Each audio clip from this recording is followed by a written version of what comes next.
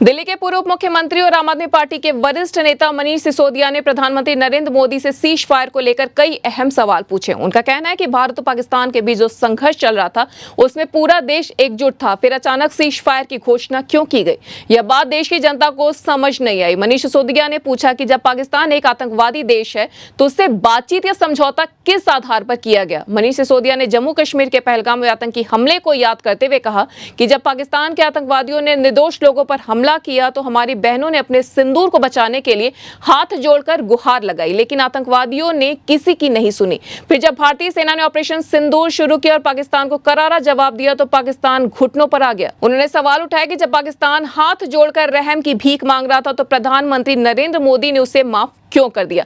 मनीष सिसोदिया ने भारतीय सेना की तारीफ करते हुए कहा कि हमारी सेनाओं ने पाकिस्तान को करारा जवाब दिया है और आतंकियों के ठिकानों को तबाह कर दिया है। ऑपरेशन सिंदूर ने यह साफ कर दिया कि भारत आतंकवाद को बर्दाश्त नहीं करेगा। पूरे देश ने उस समय सेना और सरकार का साथ दिया था, लेकिन सरकार द्वारा अचानक सीज फायर की घोषणा से देश की जनता को झटका लगा है। सिसोदिया ने सवाल उठाया कि क्या सरकार का यह फैसला सही दिशा में है और क्या इससे उन लोगों को न्याय मिलेगा जो पहलगाम हमले में मारे गए। एनवन लाइव की खास खबर। नहीं, प्रधानमंत्री जी ने जिस तरह से कल देश को संबोधित किया उससे देश के मन में घुमड़ रहे सवालों के जवाब तो नहीं मिले। 22 अप्रैल के बाद देश गुस्से में था, पाकिस्तान के खिलाफ सब लोग कार्रवाई चाह रहे थे। जिस तरह पहलगाम की हरकत पाकिस्तान के आतंकवादियों ने भारत की जमीन पे की और जिस तरह से हमारी महिलाएं चिल्लाती रहीं, गिड़गिड़ाती रहीं, लेकिन उनके सिंदूर उजाड़ डाले गए, उसके बाद पूरा देश गुस्से में था।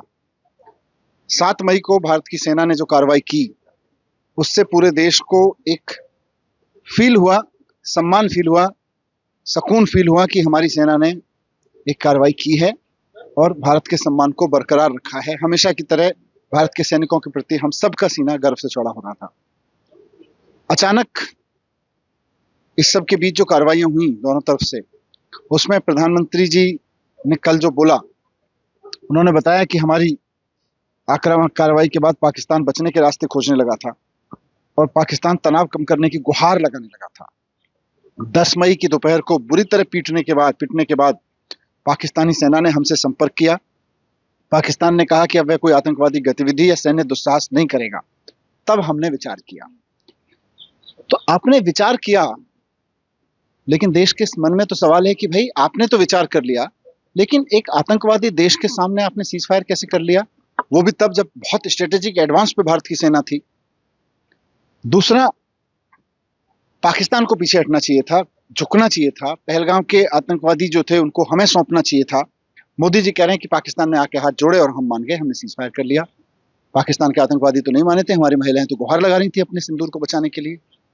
पाकिस्तान के आतंकवादी नहीं मानते हैं, मोदी जी मान गए, तो क्यों मान गए, कैसे ये सीज फायर हो गया। और तीसरा, जब आपने विचार ही किया तो पाकिस्तान के प्रधानमंत्री को बुलाते, उनसे लिखित आश्वासन लेते कि आप इस तरह का दुस्साहस आगे नहीं करोगे, इस तरह की आतंकवादी कार्रवाई हमारी जमीन पे नहीं करोगे। ये मौका था, 1972 में हमने किया था, प्रधानमंत्री से लिखवाया था इंदिरा जी ने, आपने वो भी नहीं किया। और फिर सबसे बड़ा सवाल कि पहलगाम के हमले में जो लोग मारे गए उनके परिवार को इंसाफ मांग रहा था देश। उसके बाद भी जो हमलों में मारे गए पाकिस्तान की कार्रवाई में, उनके लिए लोग इंसाफ मांग रहे थे। इस सीज फायर से उनको इंसाफ कैसे मिलेगा, ये 4 सवाल हमारे मन में हैं, देश के मन में हैं। और एक बड़ा सवाल अमेरिकी राष्ट्रपति के बयानों से भी आता है। उन्होंने बयान भी दिए, ट्वीट भी किए हैं कि मैंने भारत और पाकिस्तान को व्यापार रोकने की धमकी देके युद्ध रोकने के लिए झुका लिया। क्या भारत झुकता है? भारत तो नहीं झुकता, भारत कभी भी नहीं झुका। भारत ने हमेशा बोला है कि पाकिस्तान के मसले पे पाकिस्तान से निपटना हमें आता है, हमारी सेना में वो मादा है, हमें अमेरिका की किसी चीज़ की जरूरत नहीं है, किसी की मदद की जरूरत नहीं है, हम भारत के लोग खुद निपटते हैं अपने दुश्मनों से। फिर ऐसे कैसे हो गया कि अमेरिका के राष्ट्रपति लगातार बोले जा रहे हैं और कल प्रधानमंत्री जी ने एक शब्द भी नहीं कहा कि आप ये सब बयानबाजी बंद कीजिए।